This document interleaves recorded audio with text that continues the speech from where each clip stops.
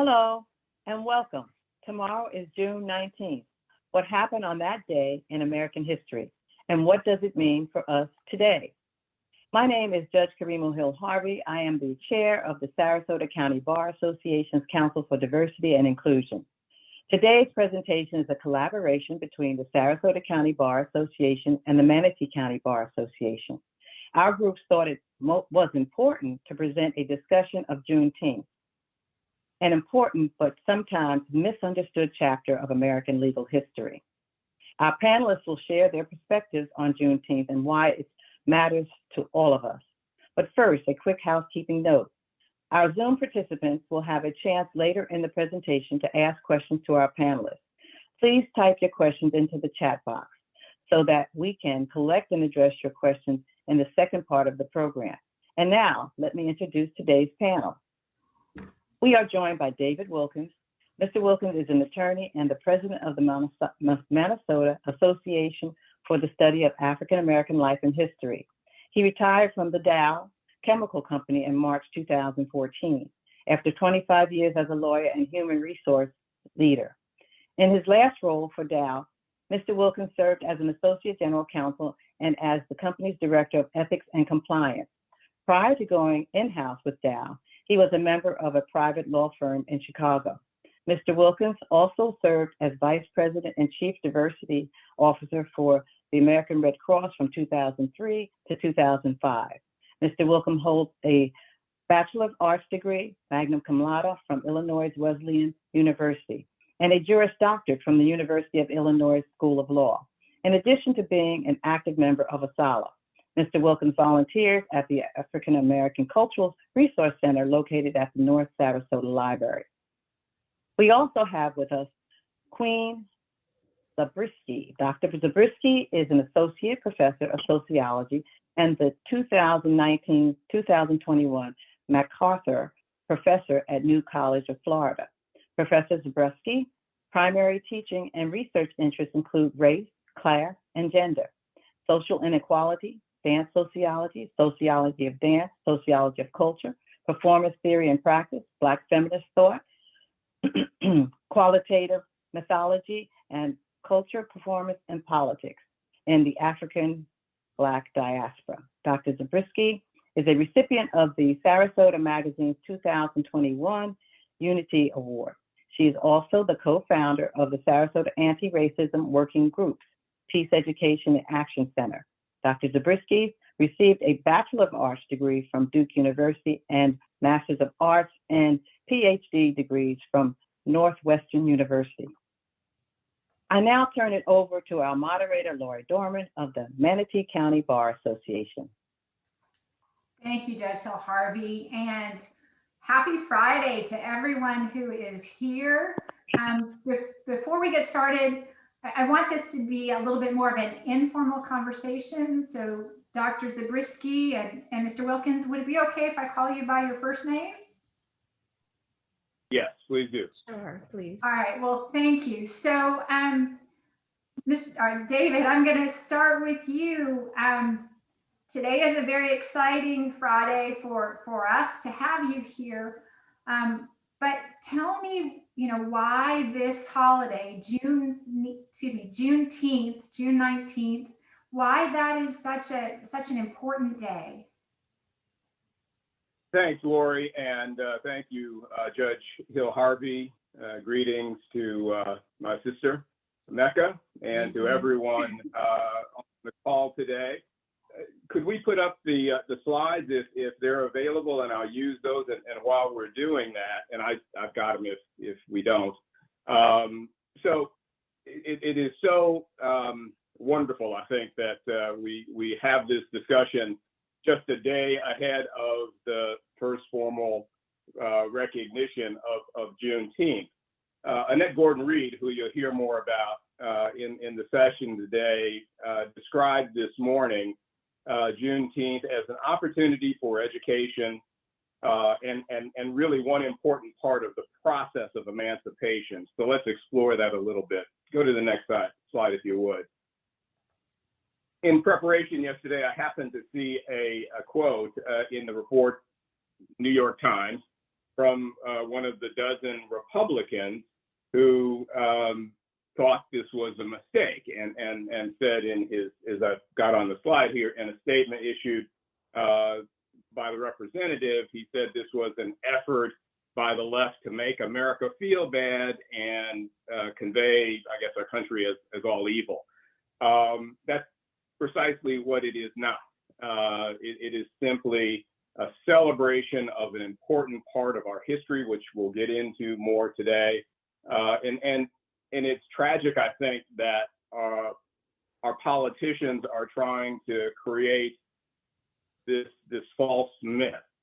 This is as important a part of American history as any other part, and we're simply celebrating that fact. It's interesting to me that just 2 weeks ago we celebrated or recognized the Tulsa race massacre that took place 100 years ago. I studied history, American history in university, did not hear about Tulsa until I started studying more particularly African-American history as a retired lawyer. My guess is most of us on this call didn't know about Tulsa, didn't know about Juneteenth. So what in fact is our national story, as the congressman suggests? I believe it's got to include the almost 250 years of slavery practiced by the nation, as opposed to the 150 years where slavery was ended. So I mentioned Gordon Reed. She's got a wonderful book on Juneteenth. And I also should mention Clint Smith, another brilliant writer, an Atlantic writer, and he's got a great book, How the Word Was Passed. And so I've used material from there. Let's go to the next slide, if you would, please. So here is the famous Major General Gordon Granger. As you've all heard now in those little news clips, Granger in 2000 or so, Union troops entered Galveston Bay, June 19th, 1865, and he reads this proclamation, which is too hard to read from the screen perhaps, but essentially the people of Texas are informed that in accordance with a proclamation from the executive of the United States, all slaves are free. This involves an absolute equality of personal rights and property rights between former masters and slaves, and the connection heretofore existing between them becomes that between employer and hired labor. The freedmen are advised to remain quietly at their present homes and work for wages. They are informed they will not be allowed to collected military posts, and that they will not be supported in idleness either there or elsewhere. His choice of the Declaration, absolute equality of personal rights and property rights, was tremendously important and different than that might have been drafted by some others. And we don't have time to explore that today, but this issue of does freedom for freedmen include all the panoply of rights extended to all other Americans, or does it not? That will be the debate over the next 150 years, frankly. And some would say we're still engaged in that debate today. Let's go to the next slide, please. So I thought I would, so remember the Alamo. This is a reference to, again, Annette Gordon Reed. She's focused on this question of how do we remember, how do we memorialize our history? And as a young Texan, and you'll see if you read the book, she is a Texan through and through. Like most Texans, they think that it's the beginning and the end of all things important. But at the same time, she's quite critical of Texas. We have to start in Texas because that is obviously where Granger comes to inform the still enslaved men, women, and children that you are free. And indeed, you've been free for quite some time. And we'll talk more about that. But so just some of the highlights, the distinctions of Texas being a republic, the ultimate annexation, fighting a war, and then joining the side of the Confederacy ultimately. We need to understand Texas being so far to the west never was really in the fight.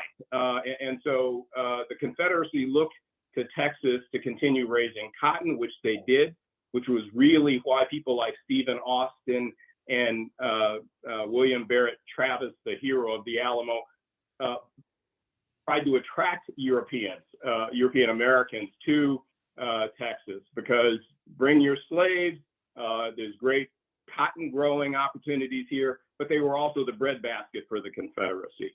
And so again, we can't lose sight of their importance. Sam Houston, the governor, president of the Republic, actually did not go along with secession, but did endorse this Declaration of Independence, which I'll just point out, contrary to Jefferson's version of the Declaration, section 3, all white persons who shall immigrate. So very, very distinctly highlighting that this is to be a white person's republic.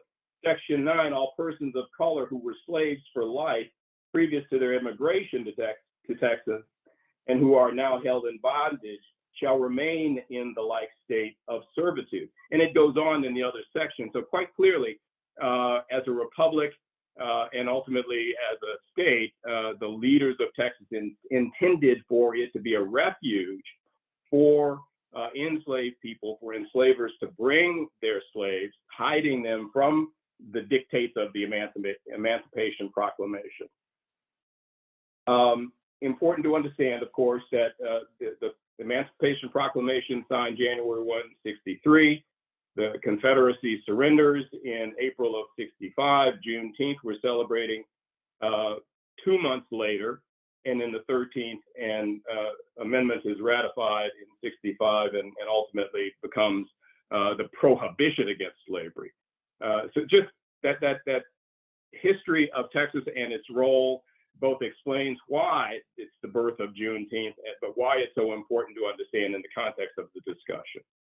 And let's move on, and I want to kind of stay within our tight time frame here. Several important closing points in my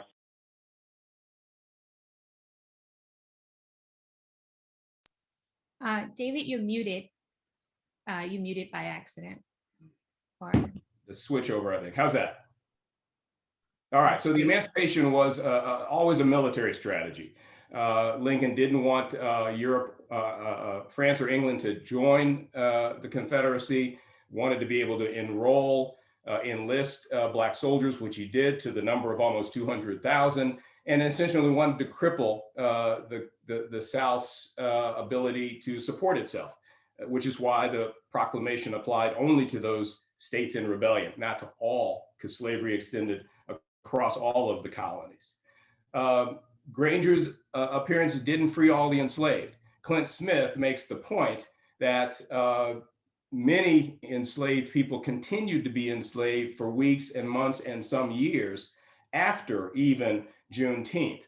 Enslavers in Texas were obviously willing to break the law and held their enslaved people as long as they could. We could talk for a long time about Reconstruction and its importance. You all understand that about 10-year period after the war. Most historians would characterize it as the greatest era of multiracial democracy, no different than Texas. You had Black elected officials at every level, but then almost immediately you had a horrendously violent backlash at the end of that era, leading into Jim Crow. But all through this time, as Mecca will share, freed Black people were celebrating their freedom as they could find it, reaching out and bringing their families together. And that's been the long tradition, finding freedom in the face of horrendous violence. The lost cause mythology grows up over the next 50 years. This vision that, in fact, the Civil War was really just an unfortunate dispute, and that, frankly, these Black legislatures, Black leaders who've been elected during Reconstruction have ruined the country, and we need to save it. So in the midst of that sort of anti-Black reaction, you still see Juneteenth being celebrated. But there was always a danger and a threat in celebrating Juneteenth, and there are countless examples of violence all throughout. I mentioned the case of White v. Texas, which would have been several decades later, but as an example, Black man accused of raping white woman, the Texas Rangers torture him for over a week, force a confession. He's found guilty, get death penalty, case is reversed, case is retried in Texas, ultimately going to the US Supreme Court.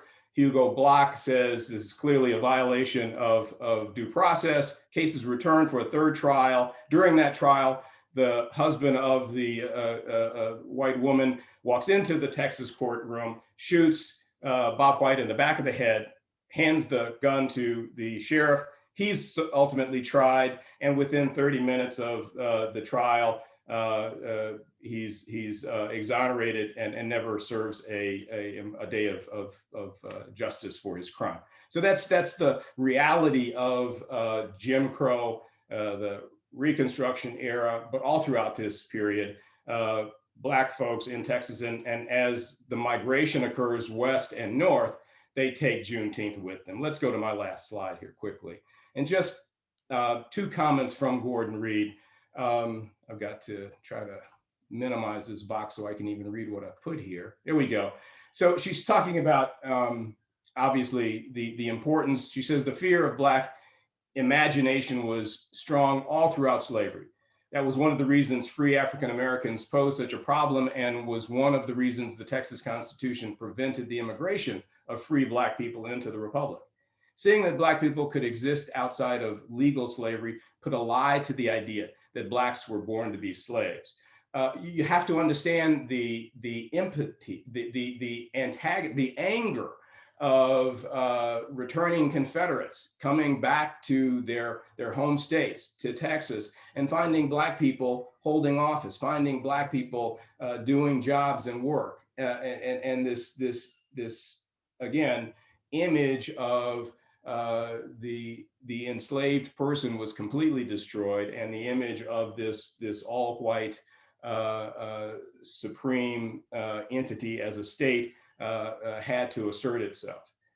She also says, referring to the difficulties of Texas, which I think is an interesting point to this challenge of how we educate ourselves in the subject.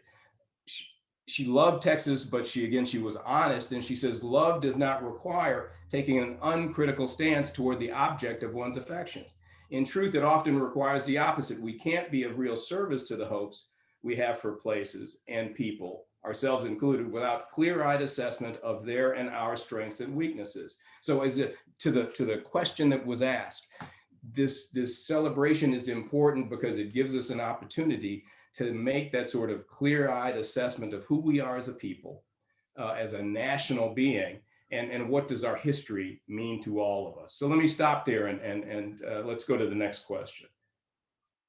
I'm going to direct this one to you, Queen. Annette Gordon Reed wrote a wonderful book. I got to hear her speak earlier this month, and she talks about Juneteenth and how it's celebrated.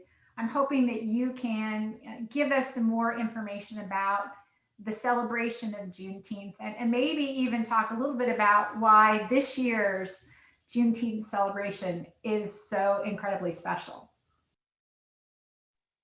I definitely can. Let me share these slides again. Okay, and can everybody just see the slides, right? Okay, so yes, I absolutely can talk about Juneteenth celebrations and really talk about the journey to Juneteenth becoming a national holiday, right? Which we know that yesterday Biden signed that into law. So first Juneteenth celebrations, some of the first Juneteenth celebrations really took place in families and in churches. And, as David has just shared with us, the reaction of whites to the liberation of enslaved folks was violent and it was dangerous. So one can imagine that these more private celebrations offered some sort of protection, right? Particularly the celebrations in the church, so celebrations in the family. But as celebrations continued, as people continued to celebrate, later celebrations were held in more public places. And one of the cases that actually was in Gordon Reed's book that I really appreciated was the example of in 1872, so this is during the Reconstruction era, Black men in Houston buying 10 acres of land to create a Emancipation Park for the purpose of celebrating Juneteenth.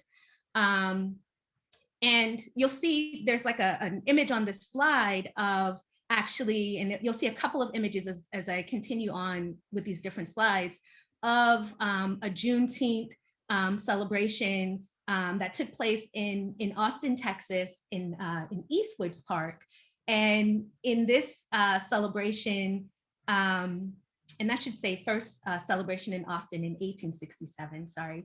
But in 1900, we see at this celebration, this is an image of Civil War reenactors, right? At the Juneteenth celebration. So, people would celebrate with different things, with reenactments, children playing, people cooking out, bands, different kinds of celebration, And even as it progressed, there were some, the New York Public Library has a really great Juneteenth resource with some headlines, and you see,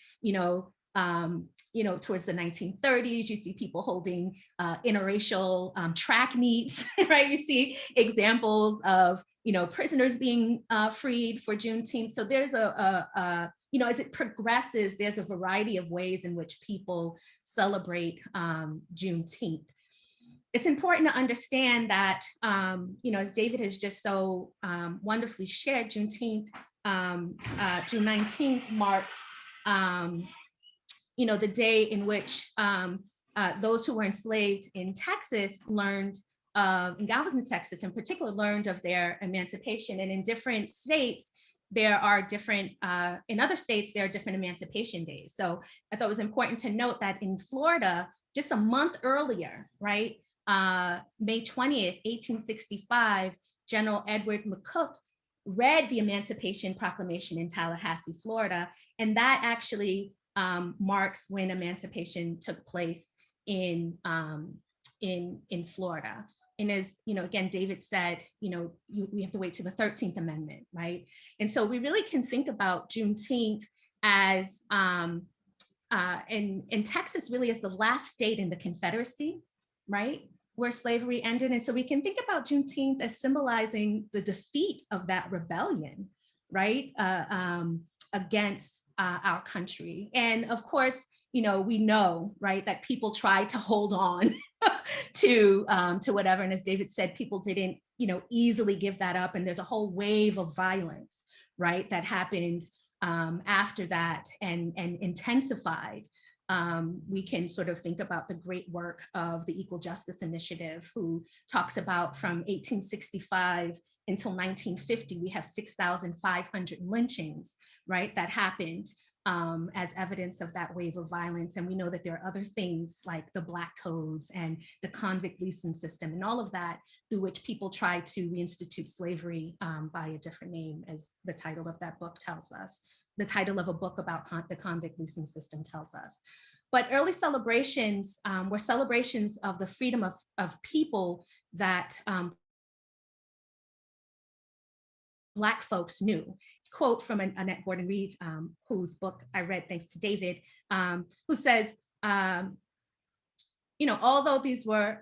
there was a very long way to go before we had full and equal citizenship, we were able to gather as a family to celebrate. Family members who were lost to death in the way that all family members lose.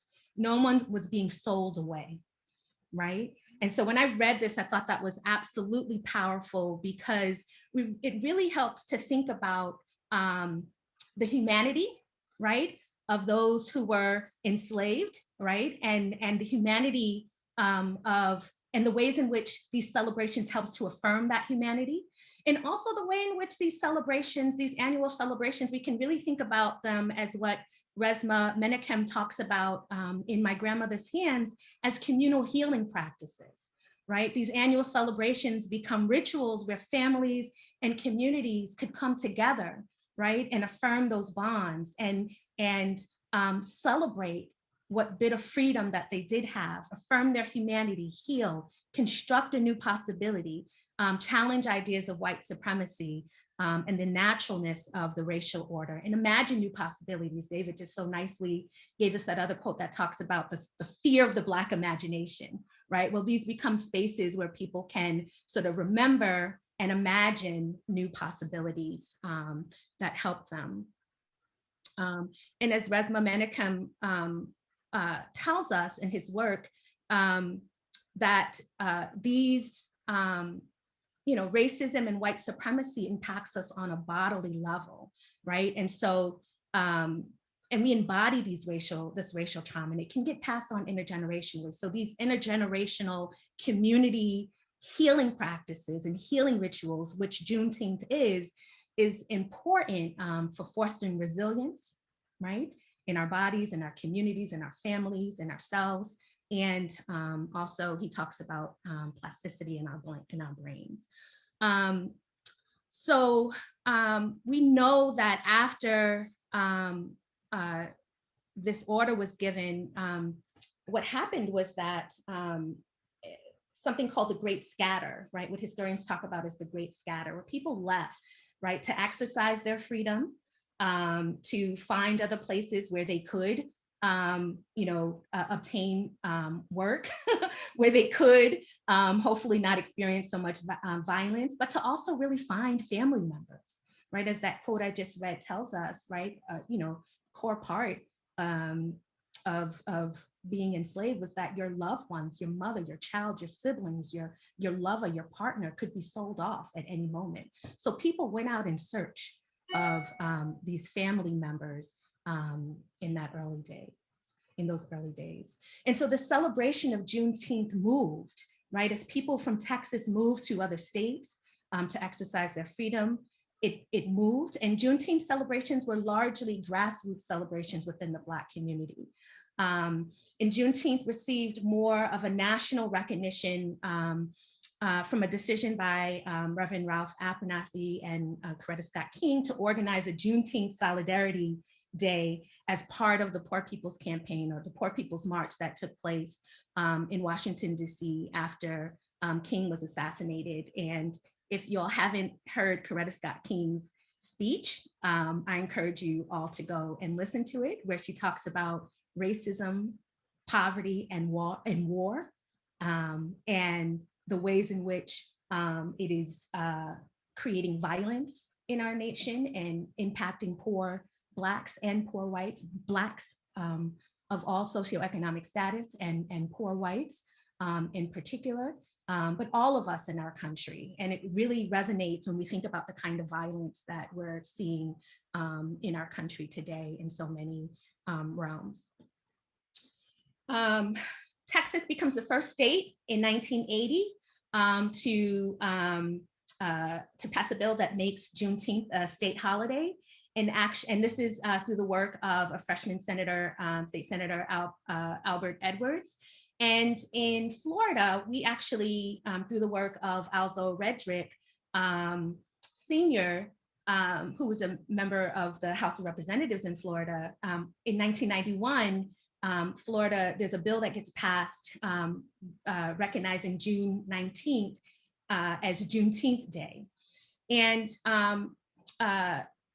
around 1994, a bunch of Juneteenth organizations from around the country get together in New Orleans, Louisiana, and out of that meeting forms this greater kind of national movement of getting Juneteenth recognized. And and in particular, the National Juneteenth Observance Foundation gets formed, and Reverend Ronald V. Myers, who's the founder of that organization and also a medical doctor, he goes state to state, works tirelessly to get Juneteenth recognized in other states. And I was listening to a really great interview by Opal Lee, who I'll talk about shortly, and she actually credits him with about 40 of the 48 states, right? His work getting that. But soon after that, also in 1996, we see the first proposal to make Juneteenth a national holiday, a federal holiday, I should say, get introduced in the Senate in 1996. Again, in between that time, you have, in all of these different states and in the federal level, people advocating, trying to get enough support. This current iteration, which was successful, one of the people that folks are really talking about is Opal Lee, who is a founding member of the National Juneteenth Observance Foundation, which I just talked about with Reverend Myers, who was born in October 7th, 1928 in Marshall, Texas, and got her bachelor's degree from Wiley College and then returned to Fort Worth, Texas to be an educator and a community organizer and do so much more. Well, at the age of 89, she began a walking campaign from Fort Worth, Texas to Washington, D.C. In order to get Juneteenth recognized as a national holiday. Again, she was a part of this larger movement, that was getting it, trying to get it recognized. And so in her interview, she says she thought, well, what can I do? She said, if a little old lady like me starts walking, maybe people will start paying attention, right? And people did. And so she went and she actually didn't walk. She said her community said, this is too dangerous, it's too political. But she actually went around to different communities that she was invited to organize these symbolic 2.5-mile walks. And she began this petition online that received over 1.6 million signatures to get Congress to make Juneteenth a national holiday. And so you see a picture of her here on the top, but you also see a picture of her, of Biden passing her the pen right after he signs it. You see a picture of Biden passing her a pen, because it really is, her efforts and the communities and other organizers that she's working with that help to get enough signatures, get enough support. We have, there's a really great video of her talking to P. Diddy. So we have celebrities, right? And P. Diddy saying to her, hey, we have 1.5 million signatures, and she's celebrating, right? But we also know people like Lupita Nyong'o, people like Pharrell Williams, like all of those different celebrities also, in addition to people we don't know, everyday folks working, organizing Juneteenth events in their community. There was even a Juneteenth play that they created to raise money for these efforts. So it really was a really fabulous, long effort to get the bill passed. And I want to sort of end this part with two quotes from her. And she says, nothing is being given to us, right? Speaking about Black folks. Nothing has been given to us. We've had to push for everything we've gotten. Each one of us teach one of us, we're going to make it, right? And so even though there's so much work to be done, we have to celebrate the freedom that we have. And that's what Juneteenth is all about, celebrating freedom every step of the way, right? And when we, again, think about that long effort and struggle to get it recognized, when we think about all of the violence, all of the laws, all of the organized efforts to reinstitute, a slave order in our country and curtail the freedom and the rights of African Americans, this quote is really important. When we think about the ways in which racism impacts us, on a bodily level, impacts our community, shapes all of our systems and institutions. These moments of communal celebration and communal healing become extremely important for us to be able to continue, right, the struggle, to develop resiliency, to pass that resiliency on to different generations so that we can create transformational change in our country. So I'll stop there. Thank you. Queen, that was amazing. Before we get to the questions, I actually have a question for you. Do you know of any planned public celebrations of Juneteenth here in our community in Manatee or Sarasota? Can you share those? I will put them in. I've seen some stuff on Facebook, and I got a text about some. So I haven't pulled them all together, but I'll share them in the chat for people and can read them off for you. But that image actually was from, as you saw in the caption, of 2017. So people in our community have been celebrating Juneteenth, but I'll put some links to stuff in the chat so that people can see it, because the audience sees the chat, right?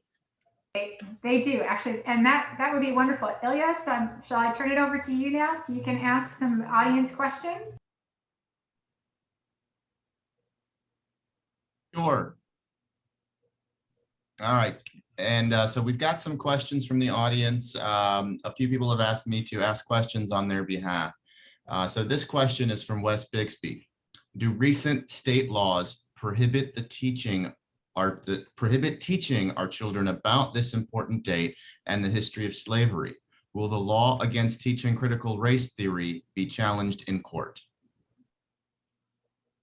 Let me, so I think that the laws that are currently being passed, most recently in Florida, to ban the teaching of critical race theory and references to the 1619 Project, should have nothing to do with teaching Juneteenth or teaching any other aspect of African-American history as a component of American history. And in fact, currently in Manatee County, there is a task force working on evaluating how effectively the Manatee schools are implementing the Secretary of Education's guidelines to enforce Florida law on the subject. So it's tragic that CRT is being imposed, and I think that it's a diversion. I think there could be litigation, but we need to be clear that CRT is distinctly different than the current set of Florida state standards based on Florida law that require the teaching of African-American history as a part of American history, civics, and several other components. And so I think we'll continue to fight against the lie that something like Juneteenth or teaching the Tulsa Race Massacre is critical race theory. It is not. We don't have time to break down those differences, but teaching what's being proposed is consistent with Florida state standards, and I think the governor and the Commissioner of Education know that quite well. Thank you. We have a few more questions before we move on. Sue Lehrer asks the question of and Queen, I think this question is going to go to you. The announcements that were being made around the country and the span of time, the 2-year gap of the announcements taking place, was that simply because of how long it would take to get from place to place, or can you explain why there was that gap in time? There are actually different theories about that, right? There are actually different theories about that, right? Some of the theories, and actually, Annette Gordon-Reed, she pushes back a little bit on that in her book. I mean, she's a moment where she says that she thinks that the word might have traveled through the ways in which enslaved Africans had networks of information that could travel, right?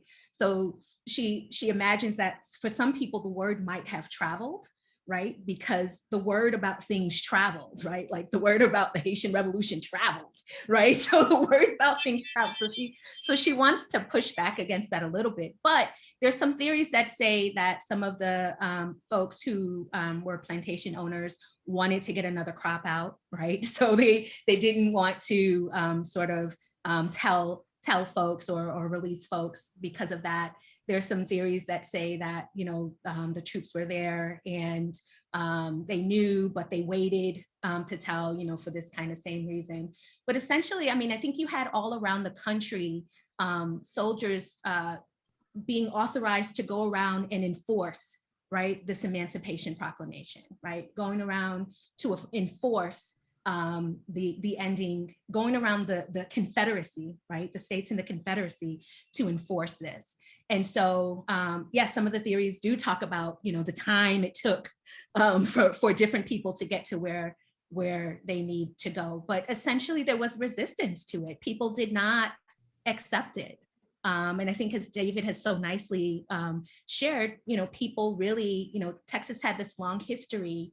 Annette Gordon-Reed talks about this long history, and really in its founding documents, right, of being, you know, a state that is founded to preserve slavery, right? And, you know, so much so that I think Annette Gordon-Reed talks about the fact that, you know, if people were emancipated, they couldn't stay inside of the state of Texas. And we know there were some other states like that too. They had to get out of Texas when they were emancipated. So, you know, as David nicely said in the beginning of the presentation, you know, people were actually moving right to Texas because there was this sort of expectation. So I think, you know, I hope that makes sense. I think there's like a confluence of things happening, but essentially people resisted. It wasn't like people said, oh, great, right? Oh, now there's this Emancipation Proclamation, we'll go with it. People resisted, and so it had to be enforced. And we see that there's all of this resistance and backlash that happened even after this moment of enforcement. I mean, we can think of the similar thing when we think about like Brown v. Board, right? People did not, you know, just because that was passed, people did not go with that. People found different ways of resisting and continue to do that. So. Okay. We have more questions. Lori, if you'd like to keep going to questions or additional items on your list. No, let me unmute myself. So one of the things actually that David touched on earlier was that there was I think he used the term a myth that the Civil War, at least from the Southern perspective, you know, had nothing to do with slavery. Can you speak about that for just a minute? Yeah, I think if you look at all of the secession documents from the seceding states, so they're explicit signed commitments as to why we are seceding. They were absolutely explicit that it is to preserve our system of slavery. If you look at the former vice president of the Confederacy in his cornerstone speech, Alexander Stephens, who will go on to be readmitted to Congress and sit in Congress as a post-secessionist, he was quite explicit. So there's no question that slavery was the main cause. Others refer to states' rights, for example, but when you break that down, you understand that it is the state's right to maintain slavery. So I don't think there's any question among modern historians on either side of the debate. The whole lost cause movement was built around trying to reframe the narrative to make it appear that what the Confederates did was really both not too bad and just trying to protect what they thought was their way of life. Their way of life included more than 250 years of enslaving my ancestors. So yeah, slavery was the key. So I'm going to direct this question to Mecca, to Queen. I learned something new today that I didn't remember being taught in school, which was the Emancipation Proclamation didn't release all slaves. Can you talk about that? You're muted. Yeah. So I think, again, as David so nicely said in his section, really referred to the states who had succeeded, right? Who were part of the Confederacy.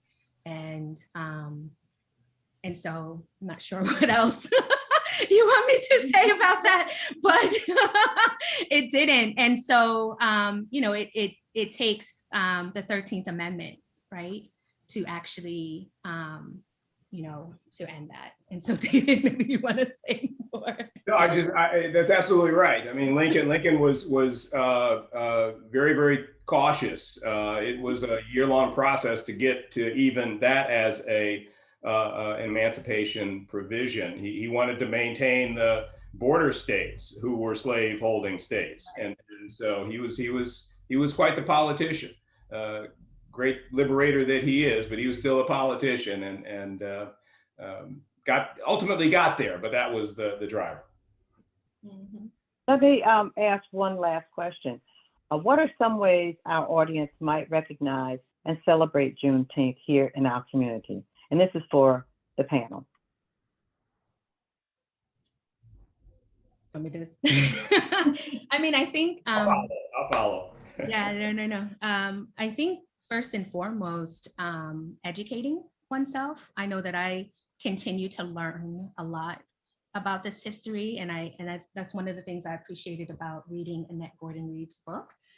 There's so much, history that sort of has been misrepresented, right? Not taught. Not so many narratives not collected, but that ongoing way in which we can educate ourselves and educate each other, right? As that Opal Lee quote said, if each one teaches one, right? There's so much important work around transforming our own understanding of our nation, our history, who we are, of each other, and really being able to sort of connect to each other. If that can happen through that. So I would say definitely educating, but also moving into action, right? Really, we can think about Juneteenth as a beginning, right?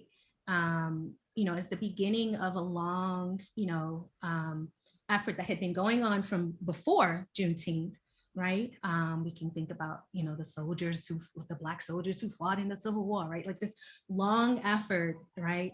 To make this country live out to its ideals, right? To actually achieve equity, to actually dismantle many of our systems that are shaped by white supremacy. And there's so much more work to be done. So people can educate themselves, people can move to action. There's so many organizations that people can engage in.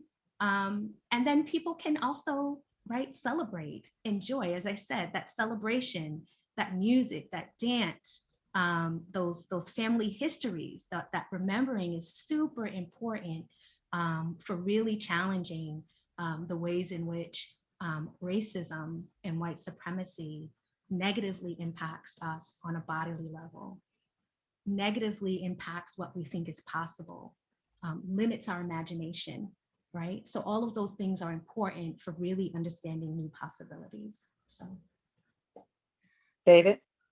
Very quickly, I'm going to agree with everything, obviously, that Mecca has said, and educating ourselves and action.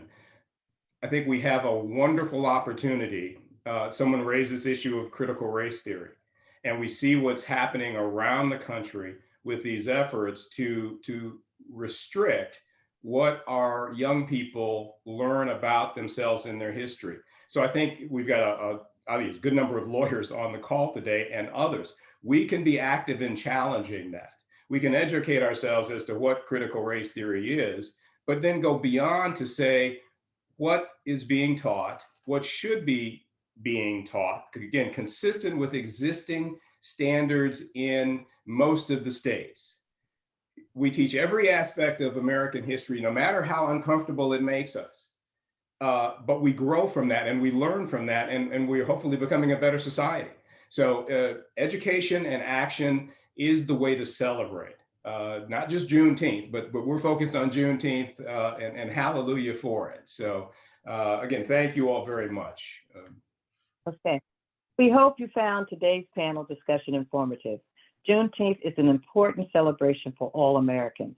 The Sarasota County Bar and the Manatee County Bar Association would like to thank our panelists for their thoughts and perspectives. We post the link to this video to the Sarasota County Bar Association's Facebook page, and we will have it available for viewing on the Sarasota County Bar YouTube channel. Don't forget to like and share with friends and colleagues on the preferred social media channels. Thank you for watching, and please celebrate Juneteenth safely tomorrow. Thank you. Thank you, everybody. Thank you so much.